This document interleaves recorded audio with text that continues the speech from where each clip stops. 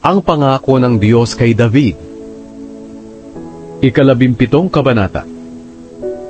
Nang nakatira na si David sa kanyang palasyo, sinabi niya kay Nathan na propeta, "Narito ako nakatira sa magandang palasyo na gawa sa kahoy na sedro, pero ang kahon ng Panginoon ay nasa tolda lang."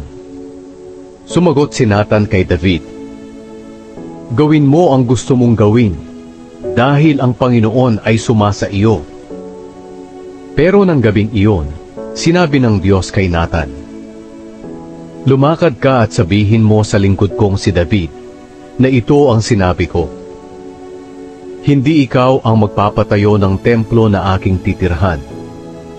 Hindi pa ako nakakatira sa templo, mula noong inilabas ko ang mga Israelita sa Ehipto hanggang ngayon. Palipat-lipat ang tinitirhan kong tolda.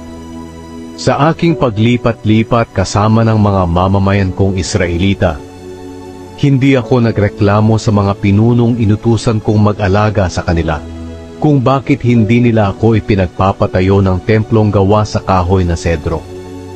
Sabihin mo pa kay David na ako, ang Panginoong makapangyarihan, ay nagsasabi, tagapagbantay ka noon ng mga tupa, pero pinili kita para mamuno sa mga mamamayan kong Israelita.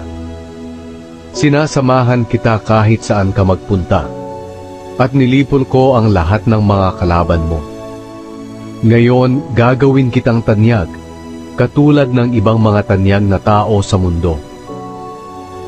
Binigyan ko ng sariling lupain ang mga mamamayan kong Israelita, para may sarili silang tirahan, at wala nang gagambala sa kanila. Hindi na sila aapihin ng masasamang tao gaya ng dati. Mula nang maglagay ako ng mga pinuno sa mga mamamayan kong Israelita, tatalunin ko rin ang lahat ng kalaban mo. Ako, ang Panginoon, ay nagsasabi sa iyo na patuloy na manggagaling sa iyong angkan ang magiging hari ng Israel. Kapag namatay ka na at ilibing kasama ng mga ninuno mo, ipapalit ko sa iyo ang isa sa mga anak mo, at patatatagin ko ang kaharian niya. Siya ang magpapatayo ng templo para sa akin, at titiyakin ko na ang kanyang angkan ang maghahari magpakailanman. Kikilalanin niya akong ama, at kikilalanin ko siyang anak. Mananatili ang pag-ibig ko sa kanya, hindi gaya ng ginawa ko kay Saul na pinalitan mong hari. Pamamahalain ko siya sa aking mga mamamayan at kaharian, at ang kanyang angkan ang maghahari magpakailanman." Isinalaysay ni Nathan kay David ang lahat ng ipinahayag ng Diyos sa kanya. Ang panalangin ni David. Pagkatapos, pumasok si Haring David sa tolda kung saan naroon ang kahon ng kasunduan. Umupo siya roon sa presensya ng Panginoon at nanalangin, "Panginoong Diyos, sino po ba ako at ang sambahayan ko para pagpalain niyo ng ganito?